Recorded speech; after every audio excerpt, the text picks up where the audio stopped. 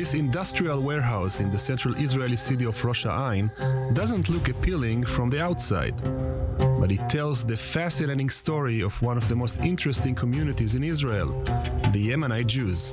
The Jews in Yemen, historically, there are more than 2,000 years of existence, of Jewish existence in Yemen. Since they were most of the time under Muslim regime, which was fanatic and really put a border between Muslims and Jews, and they were under restrictions, which tells you, you are a Jew and I'm a Muslim and you're not equal to me. These created a unique life. I'll give an example. For instance, Jews were not allowed to build a house higher than the Muslim house. Jews were not allowed to go out in a Muslim area with white clothes or colored clothes. So it affects the way, what kind of textile they could create. Another example, Jews were not allowed to work the land. They could have lands, okay, to be owner of lands, but they were not farmers. They were like the artisans class.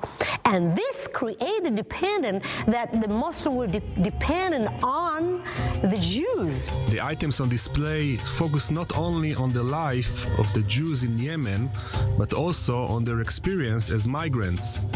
The history of Jewish migration to the Holy Land goes back to the 19th century, but most Yemenite Jews arrived in Israel as part of Operation Magic Carpet in 1949-1950. We are trying not to be a book of history, but just to tell a story.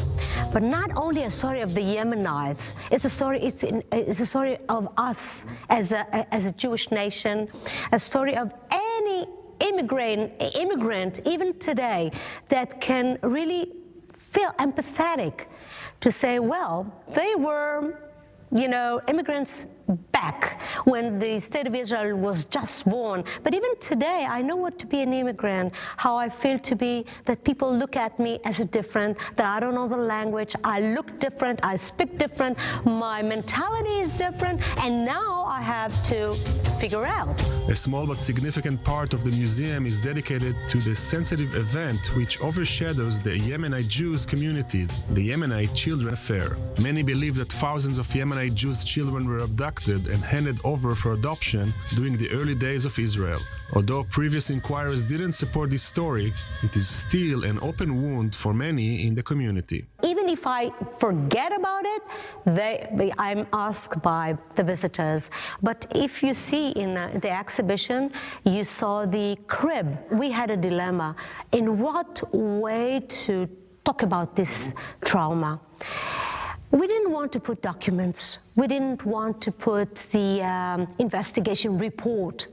Since there is this, people would say, I would say, controversial issue, we said, this museum gives you an experience. It wants to touch your feelings. So we put the crib there, we put the music of Shoshana Damari singing like a quiet song for the baby who's not there. And just let the visitors stand there, listen, and look to the empty crib and just imagine. The center was recently renovated with the assistance of the Council for Conservation of Heritage Sites. We can see the story of a Jewish community which refused to lose its identity despite the obstacles in the way.